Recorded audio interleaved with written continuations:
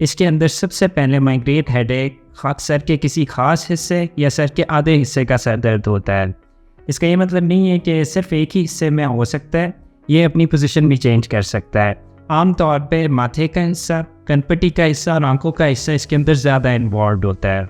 उसके अलावा इस दर्द की कुछ खास अलामात होती हैं जिनको औरा कहा जाता है। औरा से मुराद वो चंद अलामात हैं जिन लोगों को माइग्रेन रूटीनली होता है, उनको पहले से अंदाज़ा होना शुरू हो जाता है कि उनको ये हेडेक स्टार्ट होने लगा है। यानी कुछ ऐसी अलामात या सिम्टम्स आ जाती हैं जिनके अंदर सबसे ऊपर जो है दिल का ख़राब होना, दिल का मतली होना यानी नोज़िया होना, उसके अलावा नॉइस से सेंसिटिव हो जाना, शोर से जो है वो डिस्टर्ब होना, तेज़ लाइट से डिस्टर्ब होना, आंखों के आगे वाइट या ग्रेश या ब्लैकिश किस्म के स्पॉट्स आ जाना, नज़र का मुतासर होना, जिसम में किसी ख़ास हिस्से का सुन्न होना शामिल है।